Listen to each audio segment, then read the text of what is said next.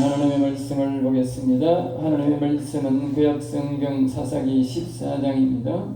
구약성경 386페이지에 있는 사사기 14장 1절 2절 우리 다같이 합독하겠습니다. 삼손이 딥나에 내려가서 거기서 블레셋 사람의 딸 중에서 한 여자를 보고 올라와서 자기 부모에게 말하되 내가 딥나에서 블레셋 사람의 딸들 중에서 한 여자를 보았사오니 이제 그를 맞이하여 내 아내로 삼게 하소서. 아멘. 아멘. 아멘. 오늘 이 말씀을 가지고 삼손의 첫 번째 할 일, 첫 번째 한 일에 대해서 우리에게 말씀입니다. 그 가운데 악을 보고 분노하다. 첫 번째 삼손이 일을 하는데 악을 보고 분노하다 라는 제목으로 말씀을 드리고자 합니다.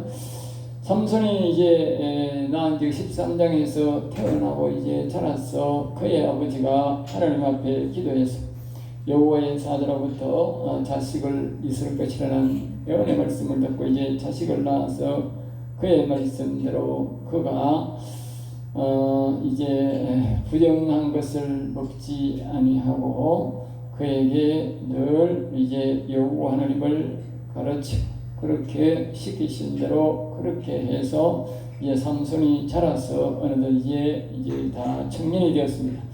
그래서 이날 삼손이 이제 딥나로 가는 그 블레셋 땅이죠. 블레셋 땅에 가서 어떤 여인을 보고 호감을 느껴서 그 여인이 마음에 들어서 그 여인이 삼손을 좋아하는 것이 아니라 삼손이 그 여인에게 이끌려서 올라와서 2절에 보면 자기 부모에게 딥나에 가서 블레셋 사람의 딸 중에 한 여자를 보았으니 이제 그를 맞이하여 내 아내를 삼게 하소서. 그렇게 말합니다. 자신의 아내를 삼아달라는 것이지요. 3절에 봅니다. 그의 부모가 그 일에 대해서 반응을 나타내는데 내 형제들의 딸들 중에서 내 백성 중에 어찌 여자가 없어서 그렇게 말합니다. 이스라엘 백성들은 당시만 해도 이스라엘 백성들끼리 결혼을 했지 이방 사람들과는 특별하지 않은 경우는 결혼하지 않고 살아고 있었습니다. 그럼에도 불구하고 이 삼손이 이방 여자와 결혼하려고 하니까 그 부모의 신앙은 맞지 않기 때문에 거부를 한 것입니다. 바로 앞에서 제가 거듭 말했듯이 이 삼손이 태어날 때부터 거룩한 하나님의 영이 있는 사람으로 태어나게 된 것은 바로 자신들의 부모의 신앙 때문에, 즉 자기의 아버지 마노아의 여호와를 경외하는 신앙에서 삼손이 태어나게 된 것입니다. 그러니까 이 삼손은 좀 이렇게 이제 자신의 어떤 경건성에 대한 것은 조금 이렇게 아버지보다는 없었던 것이죠. 물론 하나님은 뒤에 보면 이것을 사용하셔서 하나님의 일을 하기 위한 하나의 일로서 우리에게 나타나게 됩니다. 그러나 이 삼손의 아버지는 기본적인 신앙이 있어서 그런 것들을 받아들일 수 없지만, 그러나 삼손은 거기에 대한 개념이 크게 모르기 때문에 하나님은 그것을 이 삼손을 통해서 이용해서 하나님의 일을 하는 것을 우리가 볼 수가 있는 것입니다. 3절입니다. 그래서 그의 부모가 이제 못하게 하는 것이 하니까 내가 할례받자는 블레셋 사람에 가서 아내를 만나. 이제 하나님의 백성의 개념을 아니고 자꾸 하기를 원하니까 할례받자는 백성과는 할 수가 없다라고 이제 또 말을 합니다. 그러니까 이 삼손이 이제 엄마에게 말을 해도 안 되니까 아버지에게 가서 그 여자를 내가 너무 좋아하니까 결혼하게 해달라고 또 아버지에게 때를 빚습니다.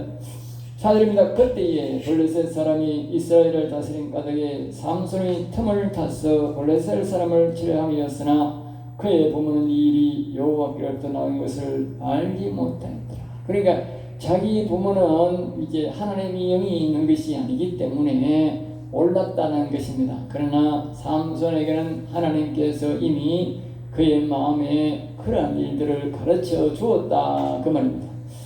그러니까 아무리 이 삼손의 부모라도 여호와를 경외하는 사람이라도 하나님의 영이 있는 사람과 없는 사람의 차이점입니다. 하나님의 영이 있는 사람들은 하나님의 일을 알아볼 수가 있지만 하나님 영이 없는 이 여호와를 경외하는 자랄지라도 삼손의 아버지와 엄마는 그 일을 알 수가 없었던 것입니다. 그래서 이제 5절입니다. 삼손이 그의 부모와 함께 딥나에 내려가 딥나의 포도원에 이른즉, 그러니까 삼손이 그의 부모와 함께 이제 딥나로 내려가는 길입니다.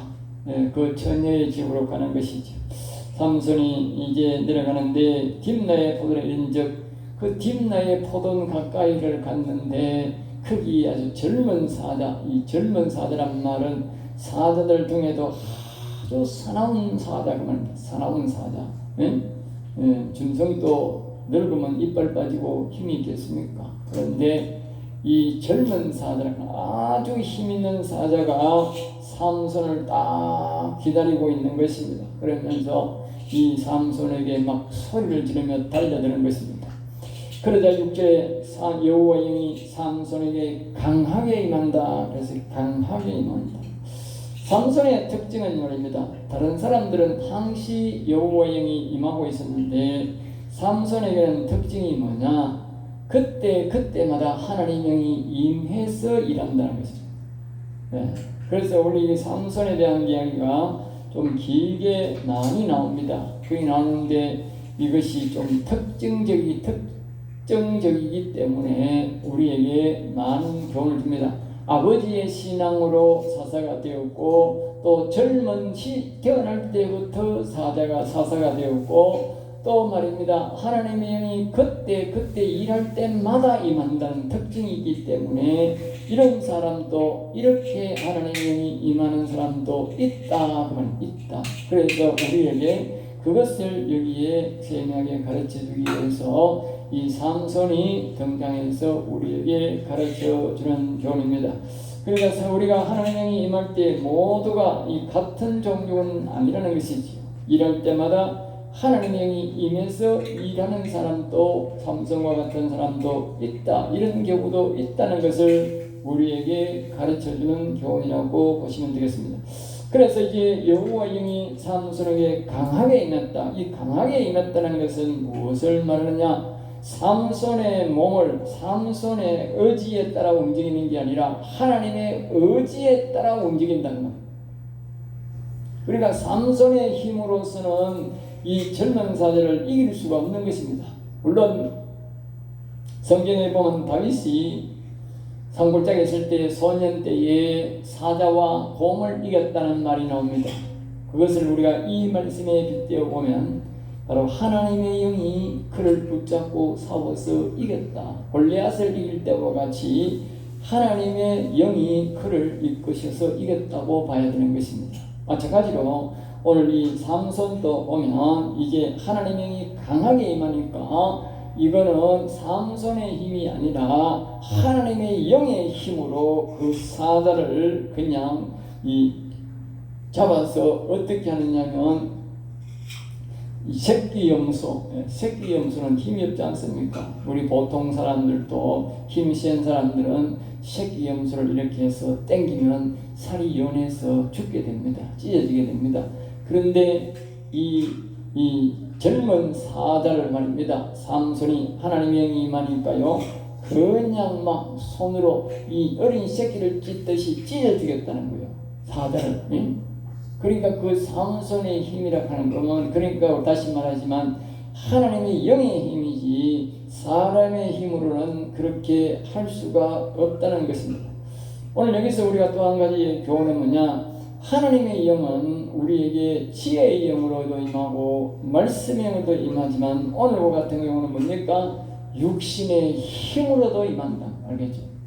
우리가 사람이 하나님의 영은 지혜로 말씀으로 임할 줄 아는데 우리 사람의 육체에게도 임하면 이와 같이 이 젊은 사자를 찢을 만한 그런 굉장한 힘이 우리에게 나타난다는 것입니다. 그래서 우리에게 바로 육체에게도 하나님의 영이 임하면 큰 힘을 쓰는 이 세상에서 누구도 그를 이길 수 없는 그런 아주 큰 힘이 그 사람에게서 육체에서 나타난다 하는 것을 우리에게 주는 교훈입니다. 그러므로 우리는 어렵고 힘들 때에 우리 육체에도 하나님이 임한다는 사실을 기억해야 합니다.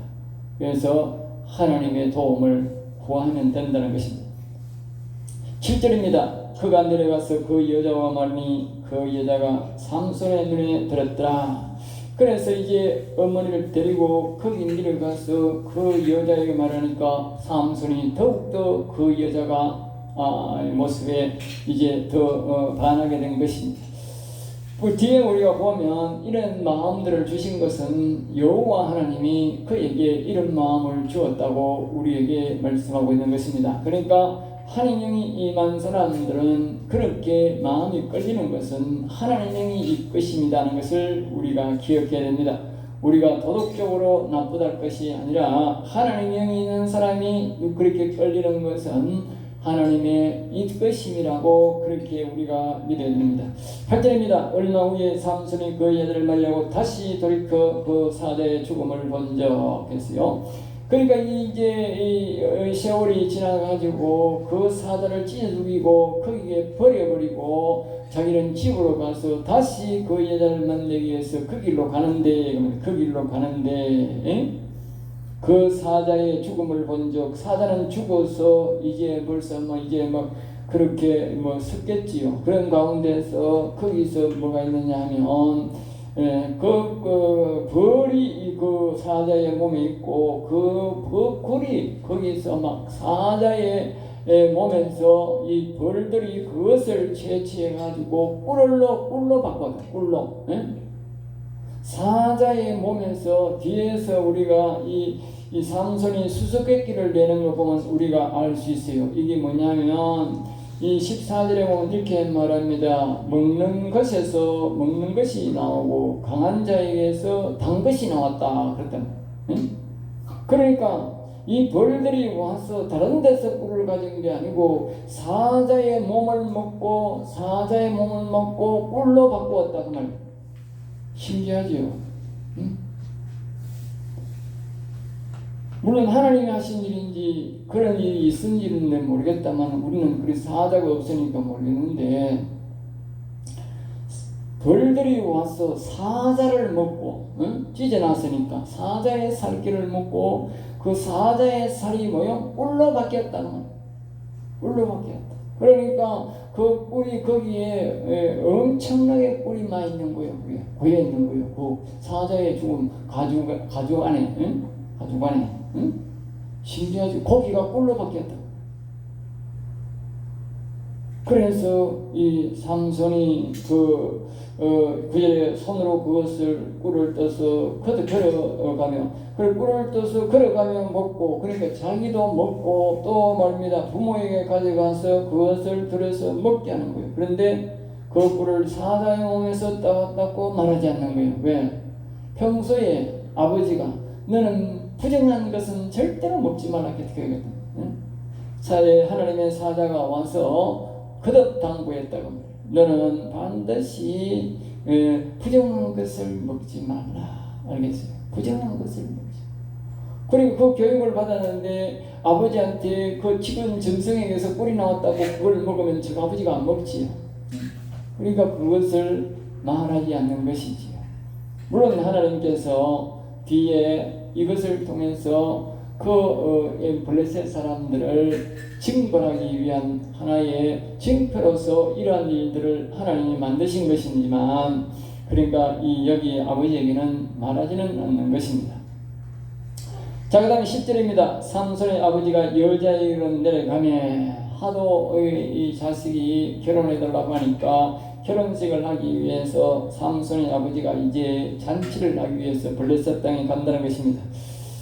청년들이 같이 잔치를 베풀었으니 청년들은 이렇게 행하는 풍속이 있습니다. 그 블레셋의 당시의 풍속이 뭐냐면 청년들이 여자에게로 가서 거기서 일단 잔치를 거기서 한다. 그 말이죠. 우리나라도 그런 풍습이 있죠. 옛날에는 항상 남자보다도 여자에게 가서 먼저 잔치를 하고 이제 집에 오는 그런 경향이 있습니다. 우리 어릴 때 보면 항상 신부 집에 가서 잔치를 하고 와서 집에 와서 이제 또 신랑 집에서 잔치를 하는 그런 경우가 있는데 여기서도 그 신부집에 가서 먼저 잔치를 한다는 것입니다. 그래서 이 삼손이 거기 블레셋 땅에 내려가서 잔치를 하는 겁니다. 11절 무리가 삼손을 보고 30명을 데려와서, 그러니까 그 삼손이 그 여자의 친구들이 30명을, 남자 30명을 데려와 가지고 그와 함께 이제 청년들이 모여서 잔치를 하루만 하는 게 아니고 며칠을 이렇게 잔치를 하는 것입니다. 12절입니다. 삼손이 그들에게 내가 너에게 수수께끼를 내니, 그들이 오랜 동안 잔치를 하고 있는 가운데 삼손이 이제 수수께끼를 하나 냅니다. 너희가 1일 동안 7일 동안 너희가 그것을 풀어 말하면 내가 벼 30벌과 겉옷 30벌을 너희에게 줄 것이고, 그 다음에 13절입니다. 너희가 그것을 풀지 못하면 너희가 30명이니까 너희가 내한테 벼 30벌을 내놔라. 그렇게 수수께끼를 이야기하니까 그 청년들이 좋다 하면서 그 수수께끼를 받아들입니다. 그래서 14절에 삼손이 그 수수께끼의 제목을 말합니다. 그 수수께끼의 제목은 자기가 현재 직접 목격한 사실을 이야기합니다. 자기가 이 블레셋 여자를 맞이하기 위해서 오다가 그 젊은 사자를 죽이고, 그 젊은 사자를 죽여놓았더니 벌이 와서 그것을 뜯어먹고 거기 그것을 꿀로 바꿔온 것입니다. 꿀로. 그러니까 먹는 자에게서 먹는 것이 나오고 강한 자에게서 단 것이 나왔다. 그렇게 자기가 젊은 사자를 죽이고 그 속에 꿀을 먹었던 그 사실을 자신이 수수께끼로 낸 것입니다. 그러니까 이거는 세상 사람들이 도저히 이해할 수 없고 알 수 없는 말입니다. 그러니까 그 사람들이 수수께끼를 이제 풀지를 못한 것입니다. 자, 7째 날, 이제 마지막 날이 이렇습니다. 그들이 삼손의 아내에게 이르되 너는 내 남편을 깨워 그 수수께끼를 우리에게 알려달라. 이제 사람들이 약속은 한 것이고 이 사람들이 이제 안 주면 자기들이 나가서 그것을, 그 당시에 옷이 굉장히 귀중하고 비싸지 않습니까? 그러니까 그 옷을 이제 빼앗아 와야 되는데 그것을 하기 어려우니까 이 사람들이 삼손의 아내에게 와가지고 협박하기 시작합니다. 네가 그 수수께끼를 삼손에게 물어가지고 우리에게 가르쳐달라. 그렇지 않으면 너와 내 집이 불을 사를 것이다. 협박 공갈하는 것입니다. 그러니까 네가 우리를 청한 것은 계획적이 아니냐 그 말이야. 계획적이 아니냐.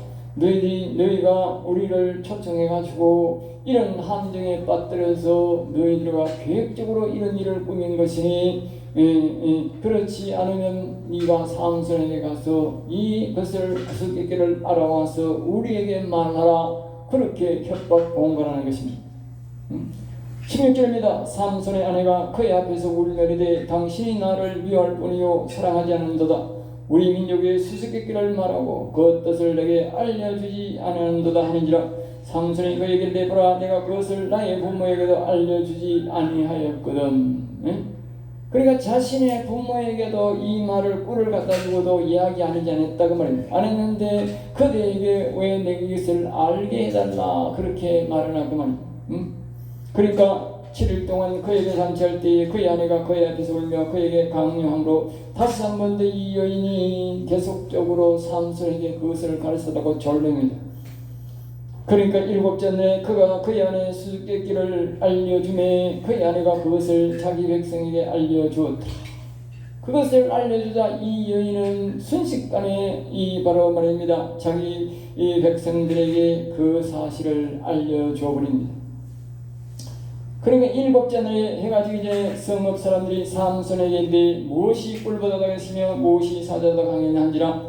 삼손이 그들에게 이르되 너희가 내 암송아지로 밭 갈지 아니었더라면 이르면 너희가 암송아지로 이 내 밭을 갈지 내 암송아지 그러니까 내 집에 있는 내 암송아지를 가지고 내가 밭을 갈지 않으면 절대로 이 수수께끼는 풀 수 없는 일이다.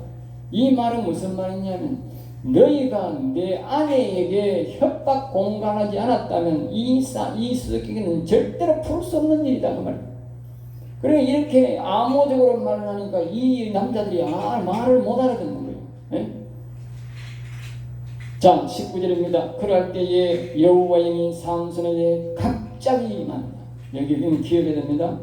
앞에서도 말했지만 여호와의 영이 이 삼손에게 갑자기 임하는 그런 역사가 있어서 뭡니까? 우리가 16절에는 강하게 임했다. 강하게. 그래서 그 사자를 찢어놓은 것처럼 이 사건이 이제 뭡니까? 전개되면서 여호와 영이 삼손에게 갑자기 임했다 하는데 우리가 기억해야 됩니다. 삼손에게 왜 하나님의 영이 갑자기 임했을까? 갑자기 임했을까? 바로 하나님께서 이 블레셋을 치기 위해서 삼손을 하나님의 영이 임하도록 선택했다. 그렇게 우리가 교훈을 받습니다. 그러니까 이 삼손에게 임하는 영은 뭐냐? 불의를 볼 때에, 악을 볼 때에 삼손에게는 여호와 영이 임하는 겁니다.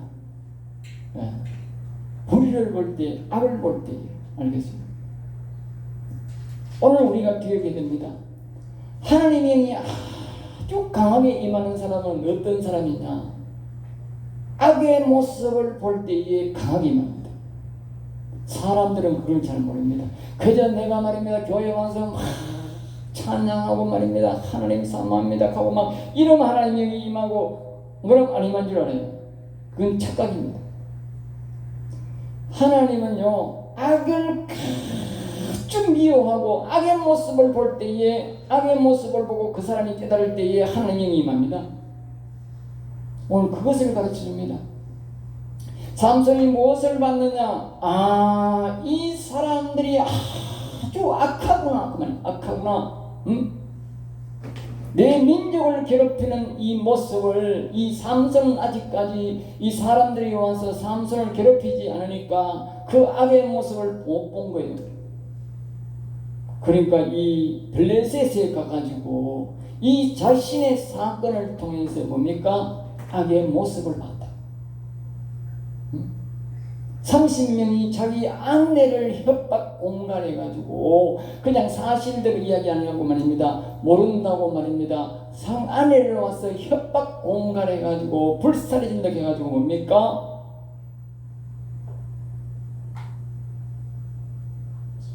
삼손의 아내를 그렇게 협박해서 알아낸 거예요. 그리고 삼손이 이야기를 다 들은 거예요. 그래 할 수 없이 삼손이 이야기를 한 거예요.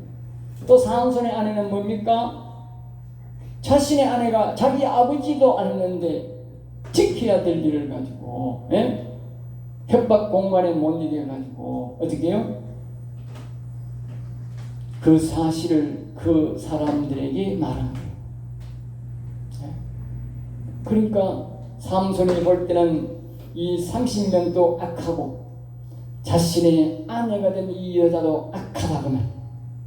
뒤에 보면 이렇게 말합니다. 삼손은 삼손이 친구였던 그의 친구에게 준바되었더라. 결혼한 지 며칠도 안 되어가지고 삼손은 자기의 아내를 그 30명 친구에게 줬다니까.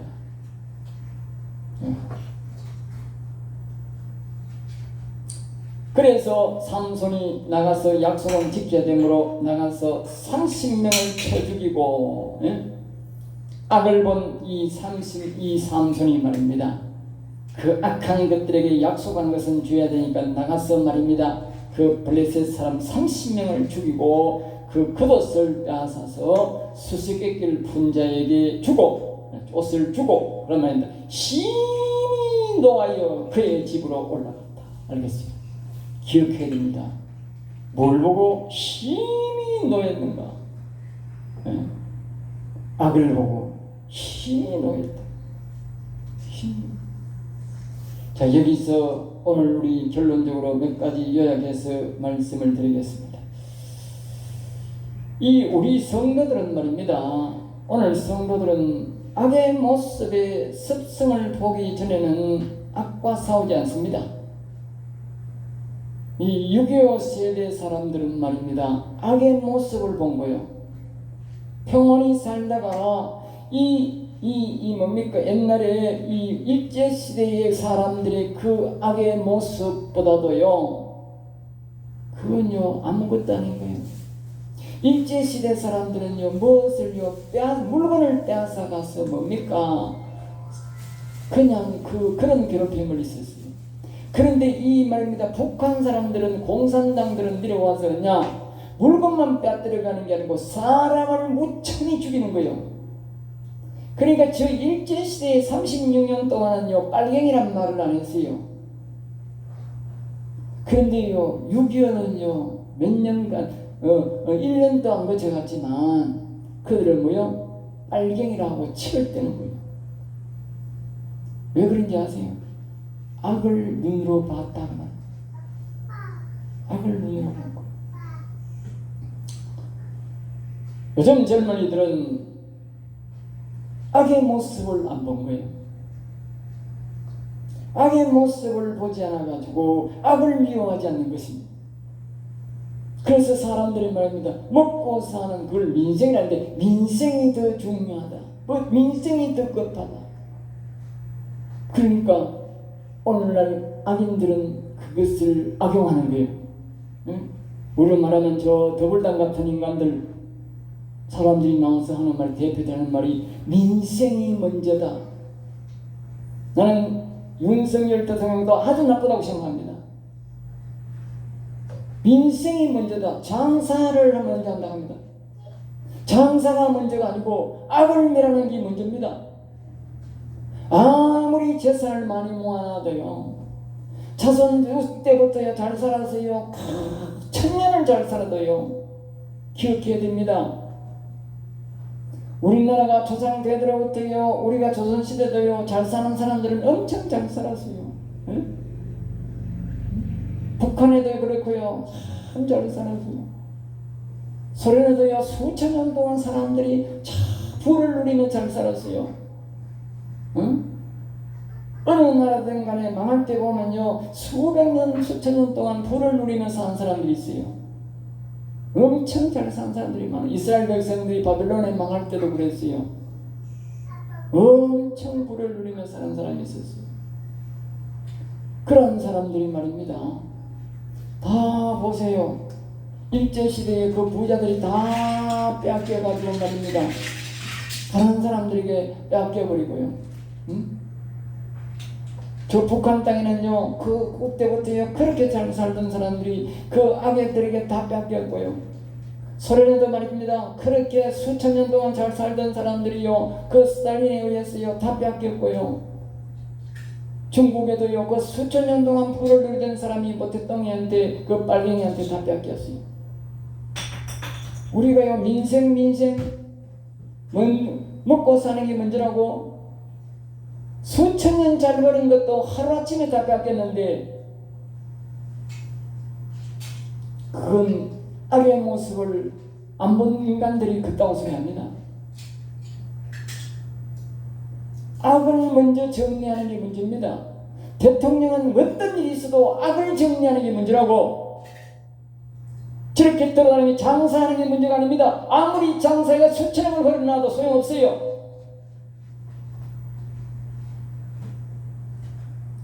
우리 개인도 마찬가지입니다. 아무리 돈 많이 벌어놔도 악의 물결이 우리에게 오면 순식간에 다 빼앗기는 것입니다. 그러므로 오늘 우리 성도들은 악의 모습을 발견하고 악을 대적할 줄 아는 사람이 되어야 됩니다.